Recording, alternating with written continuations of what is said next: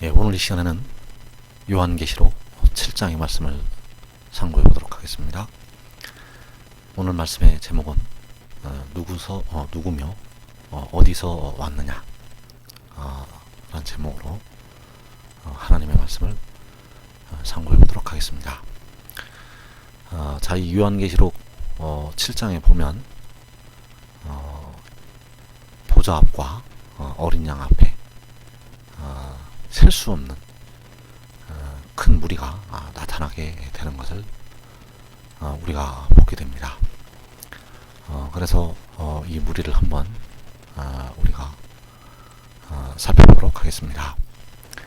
자, 계시록 7장 9절 이하에 보면 이 일 후에 내가 보니 각 나라와 족속과 백성과 방언에서 아무도 능히 셀 수 없는 큰 무리가 나와 흰옷을 입고 손에 종려가지를 들고 보좌 앞과 어린 양 앞에 서서 큰 소리로 외쳐 이르되 구원하심이 보좌에 앉으신 우리 하나님과 어린 양에게 있도다 하니 모든 천사가 보좌와 장로들과 내 생물의 주위에 서 있다가 보좌 앞에 엎드려 얼굴을 대고 하나님께 경배하여 이르되 아멘. 찬송과 영광과 지혜와 감사와 존귀와 권능과 힘이 우리 하나님께 세세토록 있을지어다. 아멘 하더라. 장로 중 하나가 응답하여 나에게 이르되 이 흰옷 입은 자들이 누구며 또 어디서 왔느냐. 내가 말하기를 내 주여 당신이 아시나이다 하니 그가 나에게 이르되 이는 큰 환난에서 나오는 자들인데 어린 양의 피에 그 옷을 씻어 휘게 하였느니라. 자, 9절에서 14절까지 말씀을 보면 일단 9절 말씀에서 이 일 후에 요한이 보니 각 나라와 족속과 백성과 방언에서 아무도 능히 셀 수 없는 큰 무리가 나오게 됩니다. 이 능히 셀 수 없는 큰 무리가 나오게 되는데 그들은 각 나라에서 각 족속에서 백성에서 방언에서 나라가 다르고 족속이 다르고 백성도 다르고 언어도 다른 그 각 나라에서 이 셀 수 없는 큰 무리가 나오게 됩니다. 그래서 이 셀 수 없는 큰 무리가 누구인가 하면 이 셀 수 없는 큰 무리가 바로 이 호세아서에서 말씀을 하시고 있습니다.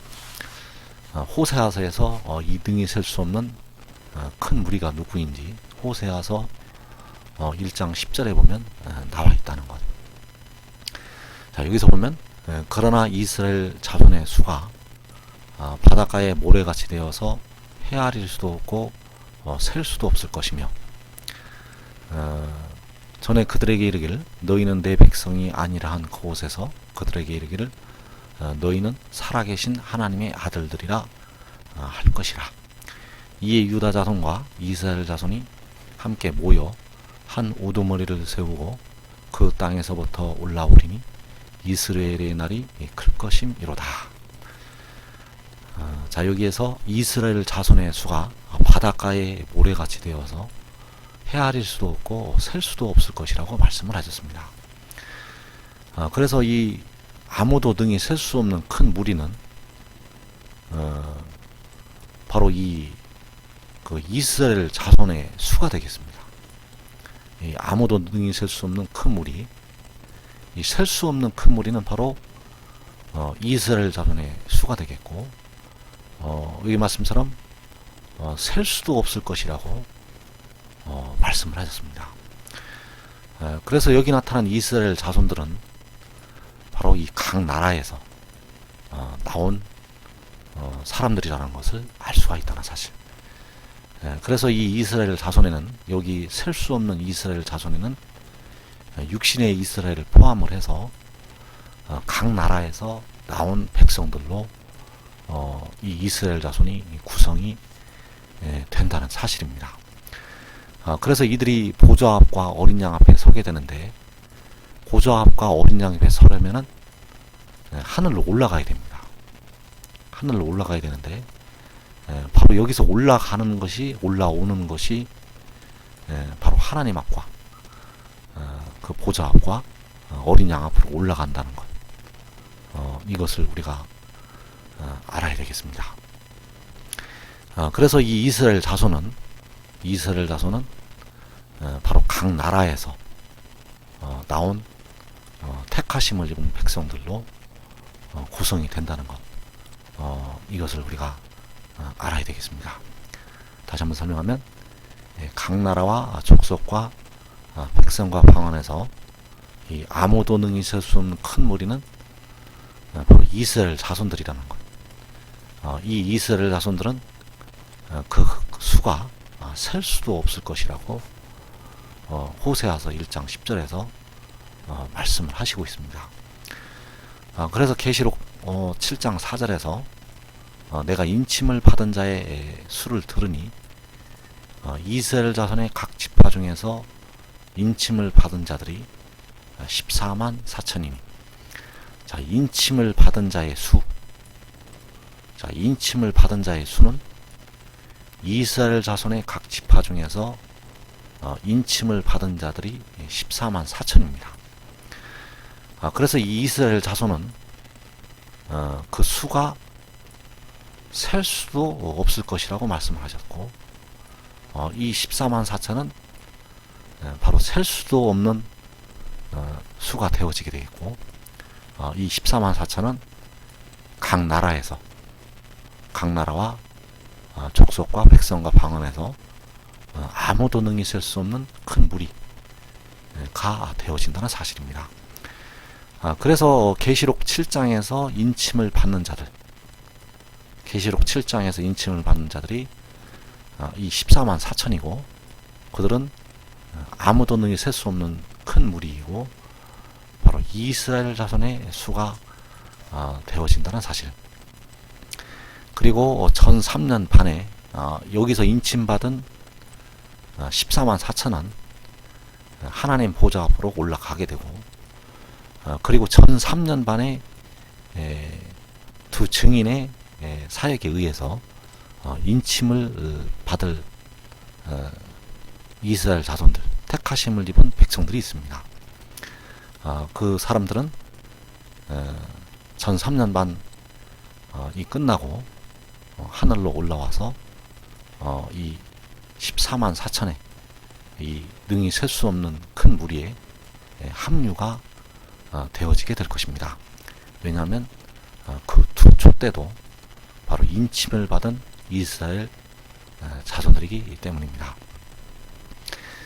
그래서 여기서 계시록 7장 9절에서 이 아무도 능히 셀 수 없는 큰 무리는 각 나라에서 나온 택하신 자들로 구성이 되고, 그들은 바로 이스라엘 자손들이라는 것.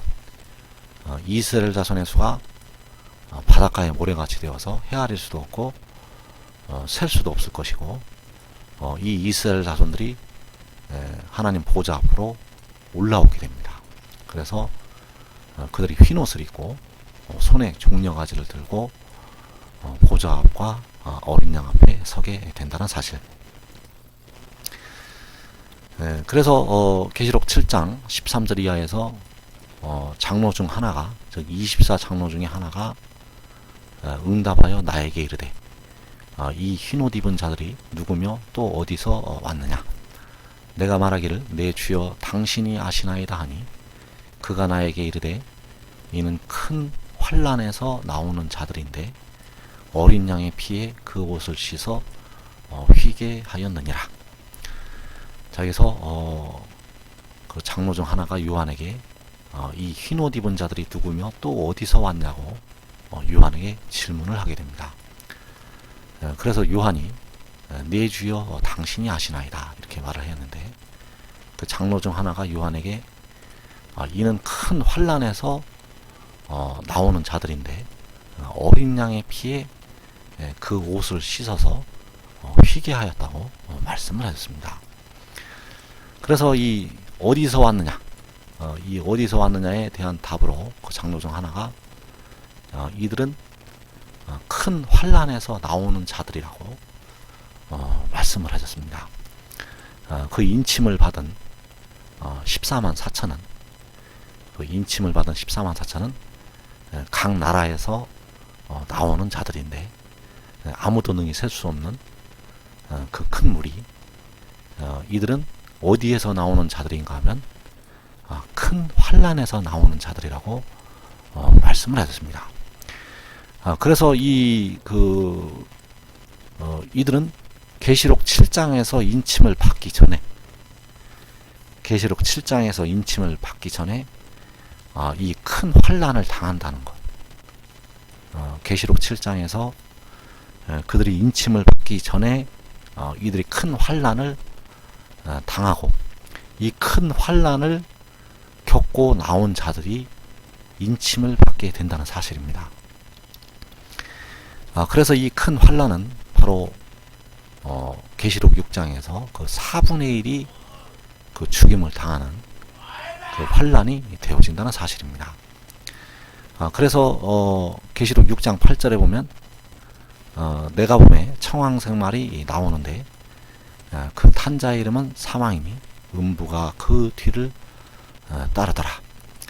그들이 땅 4분의 1의 권세를 얻어 검과 흉년과 사망과 땅의 짐승들로서 죽이더라. 자, 계시록 6장 8절에서 여기서 그들이, 바로 그들이 누구인 건 마귀의 사자들이 되겠습니다. 이 마귀의 사자들인 네 천사가 땅 4분의 1의 권세를 얻어서 검과 흉년과 사망과 땅의 짐승들로서 죽이게 됩니다. 그래서 이 검과 흉년과 사망과 땅의 짐승들, 이것들이 바로 큰 환란이 되겠습니다. 이 큰 환란을 겪고 계시록 7장에서 그 환란에서 인침을 받아서 빠져나와서 인침을 받게 된다는 것. 그래서 이 검과 흉년과 사망과 땅의 짐승들에 의해서 그 각 나라에 있는 많은 인침을 받을 백성들이, 각 나라에서 나오는 많은 셀 수 없는 인침을 받을 백성들이 이 환란을 겪게 된다는 것입니다. 그래서 이 각 나라에서 나온 자들은 바로 육신의 이스라엘을 포함을 해서 각 나라에 있는 예수 믿는 백성들이 이 환란에 다 들어가게 된다는 것입니다. 왜냐하면 이 환란, 이 심판은 하나님의 백성들로부터 먼저 심판에 들어갑니다. 안 믿는 자들을 먼저 심판하는 것이 아니고 바로 하나님의 백성들을 먼저 심판을 하시게 됩니다. 그러나 택하지 않은 백성들을 심판하시는 것처럼 그렇게 심판을 하지를 않는다는 것. 하나님께서 이 택하신 자들을 징계를 하시되, 징계를 하시고 심판을 하시되 완전히 멸하시지는 않는다는 것. 이것을 우리가 알아야 되겠습니다. 그래서 이 검과 흉년과 사망과 땅의 짐승들은 바로 그 인침을 받을 백성들, 즉 각 나라에서 나오는 그 이스라엘 자손들이 겪어야 될 이 큰 환란을 가리키고 있다는 것. 이것을 우리가 알아야 되겠습니다. 그래서 이들이 누구인가 하면 어린 양의 피에 그 옷을 씻어서 회개함을 입은 자들이 되겠습니다. 이 어린 양의 피에 그 옷을 씻어서 회개함을 얻은 자들. 그런데 우리가 이사야서에 보면은 이 어린 양의 피라는 말이 없습니다. 이사야서에 보면 이 그 구속을 하는 그 제물로서의 그 피라는 말이 한 마디도 나오질 않습니다. 구속의 의미로서의 이 피라는 그 단어가 이사야서에서는 한 구절도 등장을 하질 않습니다. 그러나 이사야서에 많이 등장하는 단어는 바로 이 구속이라는 단어가 나옵니다. 이 구속, 구속이라는 것은 속하여서 구한다. 즉 속전을 지불을 해서 구해낸다. 이런 뜻이 되겠습니다. 속전을 지불을 해서 구원을 한다. 이 구속이라는 단어가 이사야서에서는 굉장히 많이 등장을 하게 됩니다. 그래서 이 히브리어에서 이 구속이라는 그 뜻은 원래 주인이 가지고 있던 재산이나 이 동물, 그리고 인간, 사람, 이 사람의 이 법적인 자유, 법적으로 이제 자유를 얻는 것이 금전 지불로 원래의 소유주에게로 돌아가는 과정, 이렇게 히브리어에서 이 구속의 단어가 이러한 뜻으로 나오고 있다는 것. 그래서 본래 이 재산이나 동물이나 사람을, 재산이나 동물이나 사람을 잊어버렸다가 빼앗겼다가 금전 지불로, 즉 돈을 지불을 해서 본래의 주인에게로 돌아가는 과정, 이것이 바로 구속이 되어진다는 사실. 그래서 우리 백성들이 우리의 죄로 말미암아서 스스로 팔려가게 되었습니다. 즉 하나님께서, 여호와께서 우리를 파신 것이 아니라 우리의 죄로 말미암아서 우리가 스스로 팔려가게 되었었고, 그러나 팔려간 우리를 여호와께서, 우리 백성들의 원래 주인이셨던 하나님께서 금전을 지불을 하고 다시 원래 하나님의 소유로 삼아 주시는 이것이 바로 구속이 되어지겠습니다. 그래서 이 어린 양의 피라는 것은 바로 여호와께서 흘리신 피를 말하고 있다는 사실입니다. 여호와께서는 이 피를 흘려서 이 백성들의 죄를 씻으셨습니다. 백성들의 영혼을 사셨고, 그래서 이사야서에서는 피를 흘리셨다는 말이 안 나옵니다. 피를 흘리셨다는 말이 안 나오고, 이 구속이라는 단어가 많이 등장을 하게 됩니다. 자, 이사야서 43장 1절에 보면 야곱아, 너를 창조하신 여호와께서 지금 말씀하시느니라. 이스라엘아, 너를 지으신 이가 말씀하시느니라. 너는 두려워하지 말라.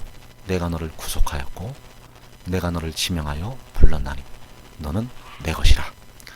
자, 여기서 보면 여호와께서 내가 너를 구속하였다고 말씀을 하셨습니다. 내가 너를 구속하였다.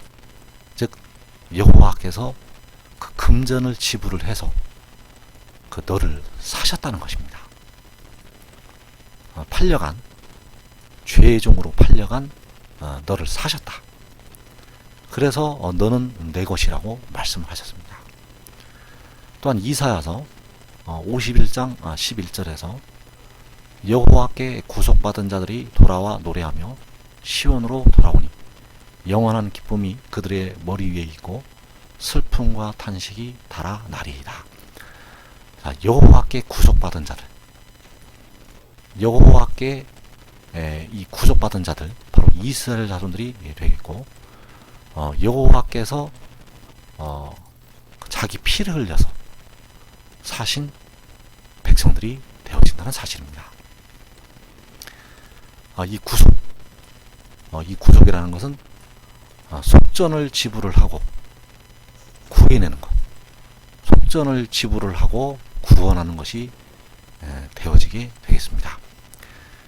그래서 내가 너를 구속하였고, 또 여호와께 구속받은 자들, 바로 이 어린 양의 피는 여호와 하나님의 피가 되어진다는 사실입니다. 그래서 여호와 하나님께서 친히 자기 피를 흘려서 백성들을 이 음부에서 이 속량을 하셨다는 사실, 이것을 우리가 꼭 알아야 되겠습니다. 그래서 구약에 이 피를 예표한 그 짐승의 피를 그 모세가 이 언약의 피를 백성들에게 뿌리게 됩니다. 히브리서 9장 19절 이하에 보면 모세가 율법대로 모든 계명을 온 백성에게 말한 후에 송아지와 염소의 피, 물과 붉은 양털과 우슬초를 취하여 그 두루마리와 온 백성에게 뿌리며 이르되 이는 하나님이 너희에게 명하신 언약의 피라 하고 또 이와 같이 피를 장막과 섬기는 일에 쓰는 모든 그릇에 뿌렸느니라. 자, 이 모세가 이 송아지와 염소의 피, 그리고 물과 붉은 양털과 우슬초를 취하여 그 두루마리와 온 백성에게 뿌리며 이르되, 자, 이 모세가 이 피와 물을 온 백성에게 뿌리게 됩니다. 그리고 이는 하나님이 너희에게 명하신 언약의 피라 하고 또 이와 같이 피를 장막과 섬기는 일에 쓰는 모든 그릇에 뿌렸다고 말씀을 하셨습니다. 그래서 이 모세가 송아지와 염소의 피를 온 백성에게 뿌리게 되었다는 사실. 그런데 이 마지막 날에는 이 구속자를 통해서 이 어린 양의 피, 즉 여호와께서 흘리신 피를 백성들에게 뿌리게 하신다는 사실입니다. 모세가 이 백성들에게 그 송아지와 염소의 피를 뿌린 것처럼 이 구속자를 통해서 하나님께서 백성들에게 이 피를 뿌리게 하신다는 사실입니다. 자, 이사야서 59장 20절 이하에 보면 여호와의 말씀이니라 구속자가 시온에 임하며 야곱의 자손 가운데에서 죄과를 떠나는 자에게 임하리라.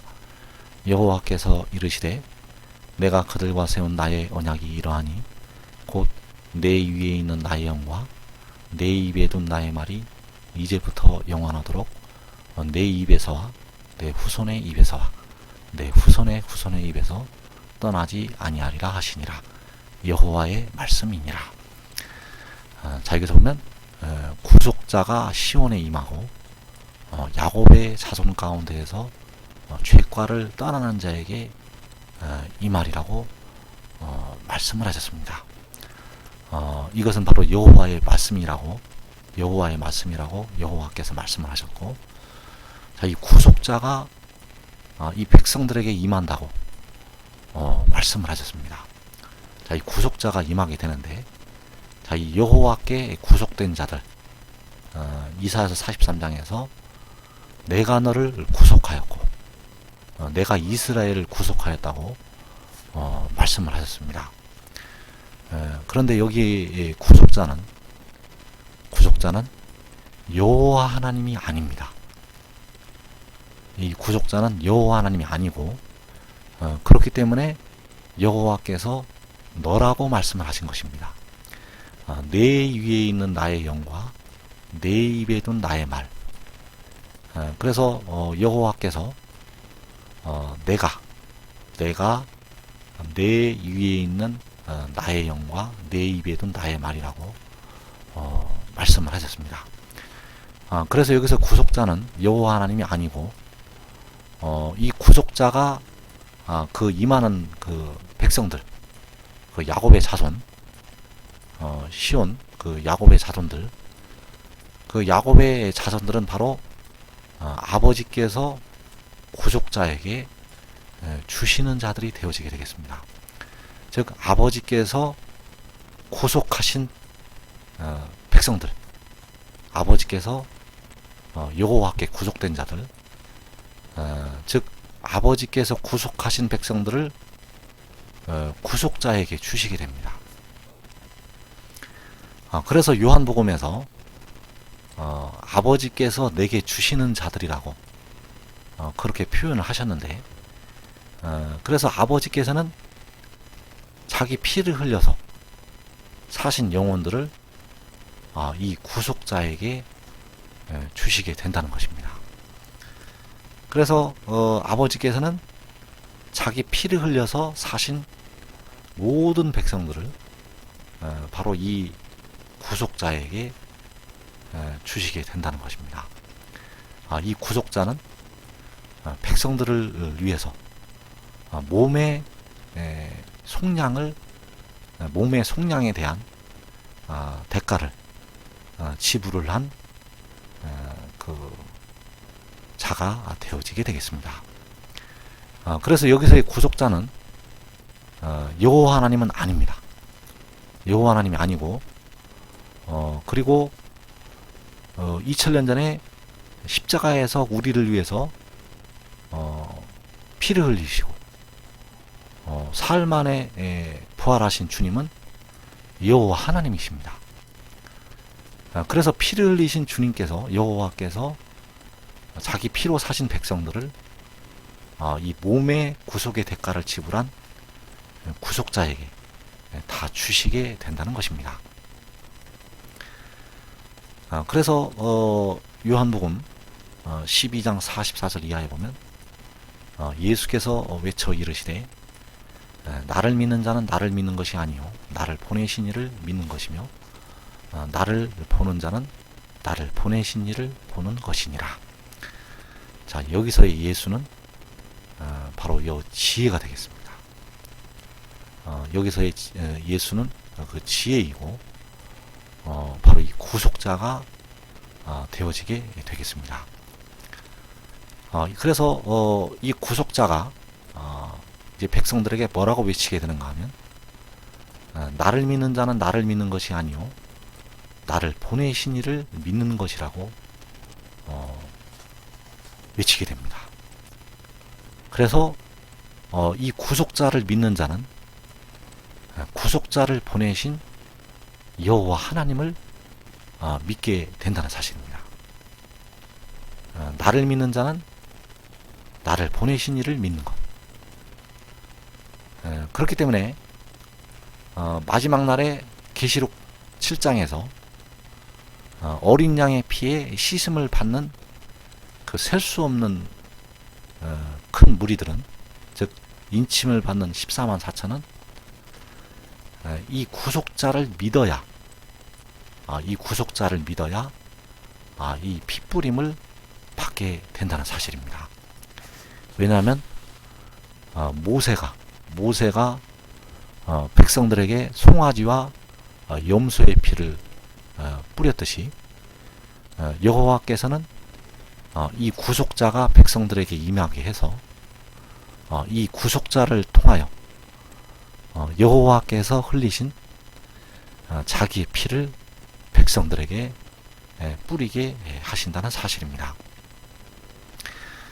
그래서 현재 우리가 성령을 받는 방법은, 현재 우리가 부분적인 은혜, 즉 보좌 앞에 일곱 동풀 켠 것, 하나님의 일곱 영을 받는 방법은 우리 주님께서 십자가에 죽으셨다가 사흘 만에 부활하신 것을 믿으면 우리가 현재 그 성령을 받을 수가 있게 됩니다. 앞으로 온전한 은혜를 받으려면 이 구속자를 믿어야 합니다.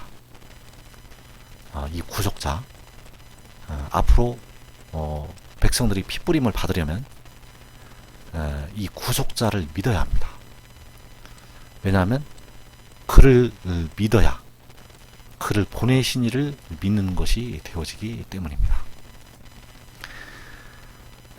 그러면 그때 가서 만약에 우리 주님께서 죽으셨다가 사흘 만에 부활하신 것을 믿으면 온전한 은혜가 임할까요? 임하지 않을까요? 만약에 우리 주님께서 사흘 만에 죽으셨다가 사흘 만에 부활하신 것을 믿으면, 자, 온전한 것이 올 때 이 피뿌림을 받을 수가 있을까요? 없을까요? 받을 수가 없습니다. 온전한 은혜도 임하지 않습니다. 왜냐하면 이때 하나님께서 열어놓으신 교훈은 바로 이 구속자를 믿어야 바로 그를 보내신 여호와 하나님을 믿게 되어지게 되기 때문입니다.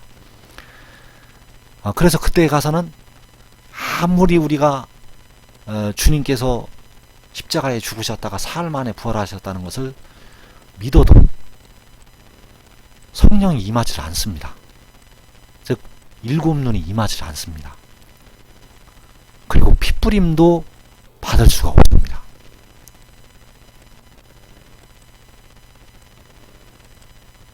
왜냐하면 하나님께서 이제 오직 이 구속자를 믿는 그 믿음을 통해서 하나님께서 백성들을 받아 주시기 때문입니다.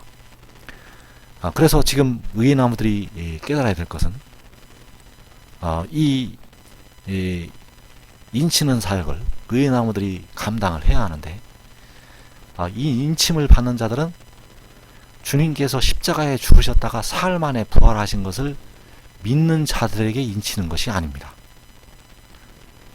그때는 그 믿음이 폐하여졌기 때문에 그걸 믿어도 인침을 받지를 못합니다. 그걸 믿어도 이제 성령이 임하지를 않습니다. 그것을 믿어도 이제 피뿌림을 받을 수가 없습니다. 그때 하나님의 성령을 받고 인침을 받고 피뿌림을 받을 수 있는 방법은 이 구속자를 믿는 것, 이 믿음을 통해서만이 하나님의 백성들이 일곱 눈을 받을 수가 있고, 또한 피뿌림을 받을 수가 있고 인침을 받을 수가 있다는 것, 이것을 의인나무들이 꼭 지금 깨달아야 할 것입니다. 그렇다면 지금 이 구속자를 믿으면 보좌 앞에 일곱 등불 켠 것을 주실까요? 주시지 않을까요? 지금 믿으면 더 많이 부어주십니다. 그러면 이 구속자를 믿으면, 이 구속자를 믿으면 지금 생명이 우리 속에 있을까요? 없을까요?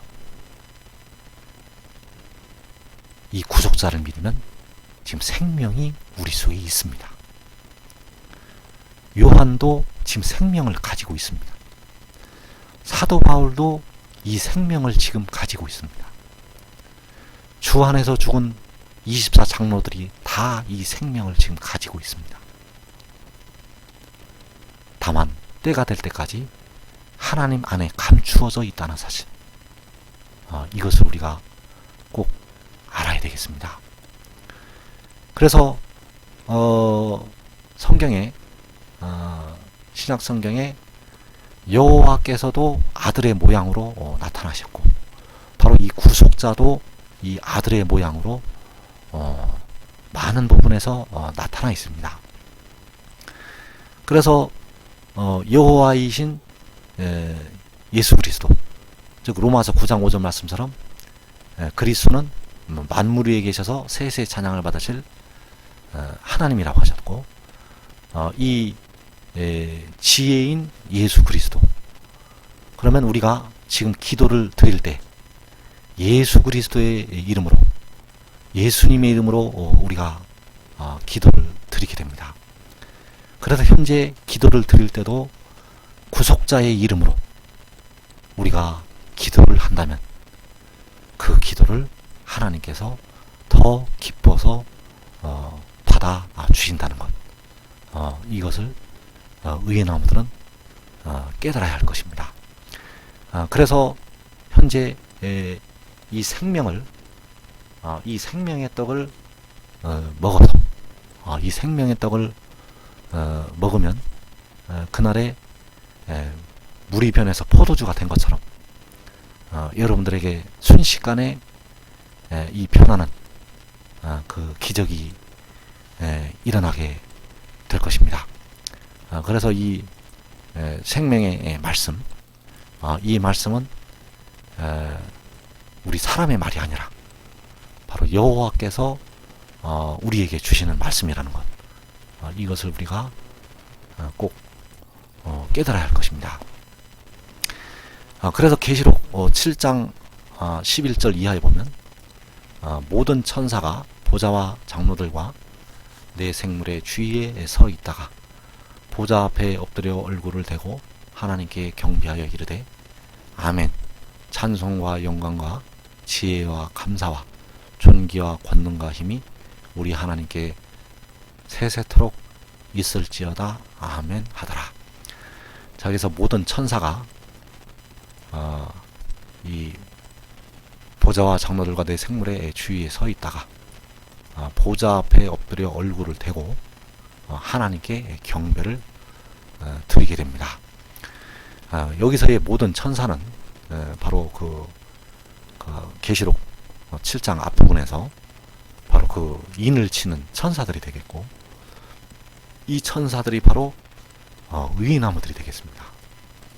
이 의의 나무들은 하나님의 제사장들이고 그 셀 수 없는 그 큰 무리 중에서 가장 영광스러운 상급을 받을 자들이 되어지게 되겠습니다.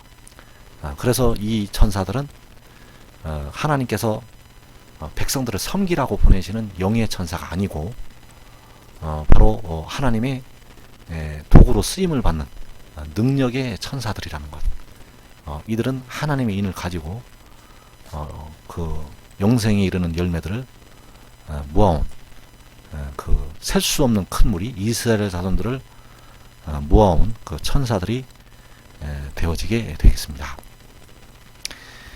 그래서 이 천사들이 누구인가 하면 요한복음 11장 25절 이하에 예수께서 이르시되 나는 부활이요 생명이니 나를 믿는 자는 죽어도 살겠고 무릇 살아서 나를 믿는 자는 영원히 죽지 아니하리니 이것을 내가 믿느냐. 이르되 주여 그러하여다. 주는 그리스도시요 세상에 오시는 하나님의 아들이신 줄 내가 믿나이다. 자, 이 요한복음에는 바로 그 여호와를 위한 염소, 또 레위기 16장에 그 아사셀을 위한 염소, 이 두 염소가 다 나타나 있습니다. 그래서 여기서 그 여호와를 위한 염소는 바로 여호와께서 친히 이 땅에 오셔서 십자가를 지신 우리 주님을 예표를 하고 있고, 아사셀을 위한 염소는 바로 그 지혜인데 그 백성들을 위해서 몸의 속량을 담당을 하는 그 지혜를 예표를 하고 있습니다. 그래서 요한복음에서는 이 그 지혜의 입장에서 많은 말씀이 기록이 되어 있다는 것, 거의 90% 이상이 바로 이 요한복음에서는 지혜의 입장에서 말씀이 기록이 되어 있습니다. 그래서 여기서 예수께서 나는 부활이요 생명이라고 말씀하신 것은 바로 이 지혜가 말을 하는 것입니다. 나는 부활이요 생명이, 나를 믿는 자는 죽어도 살겠고, 자, 나를 믿는 자, 즉 이 구속자를 믿는 자는 죽어도 살게 됩니다. 그래서 주 안에서 죽은 자들은 죽어도 살게 됩니다. 왜냐하면 이 지혜, 즉 구속자를 다 믿기 때문입니다. 그리고 살아서 나를 믿는 자, 살아서 이 지혜를 믿는 자는 영원히 죽지 않는다고 말씀을 하셨습니다. 그래서 주님 공중 강림하실 때까지 살아서 지혜를 믿는 자, 이 살아서 이 지혜를 믿는 자가 바로 의의 나무들이 되어지게 된다는 사실입니다. 이 살아서 이 지혜를 믿는 자는 유다 족속 중에 피하여 남은 자들이 되어지게 되겠고, 그들이 바로 이 의의 나무들이 되어지게 되고, 이들이 바로 아래로 뿌리를 받고 위로는 열매를 맺어서 그들이 그 결실로 지면을 채우게 된다는 사실. 그래서 주님 공중 강림하실 때까지 이 지혜를 살아서 믿는 자들, 이들이 의의 나무들로, 이 인을 치는 천사들로, 여호와 하나님의 영광스러운 제사장들로 하나님 앞에 귀하게 쓰임을 받는 하나님의 종들이 되어질 것입니다.